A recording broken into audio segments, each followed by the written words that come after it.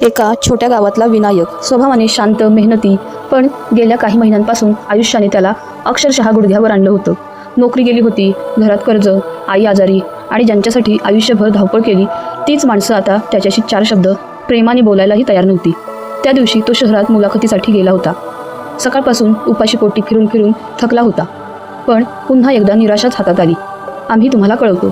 हे शब्द ऐकून त्याच्या चेहऱ्यावरचं शेवटचं हास्यही हरवलं.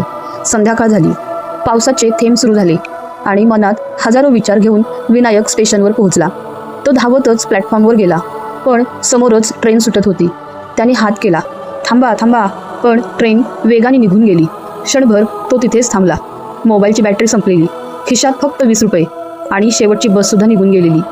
स्टेशन हळूहळू रिकामं होत गेलं. पावसाचा आवाज, थंड वारा आणि प्लॅटफॉर्मवरच्या कोपऱ्यात एकटा बसलेला विनायक. त्याच्या डोळ्यात नकळत पाणी आलं.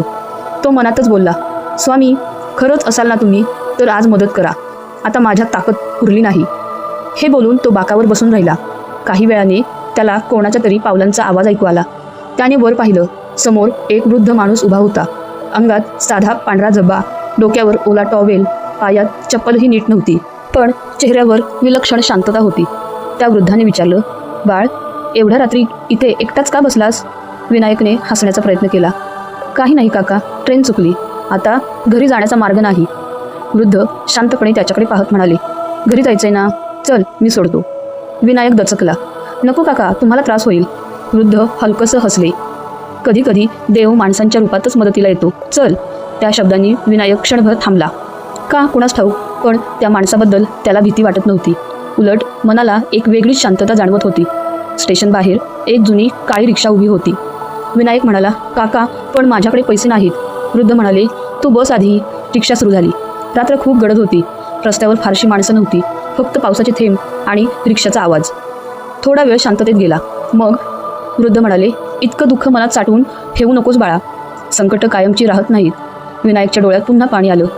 तो म्हणाला, काका, प्रयत्न करून थकलोय. देवावर विश्वास ठेवायचा तरी किती?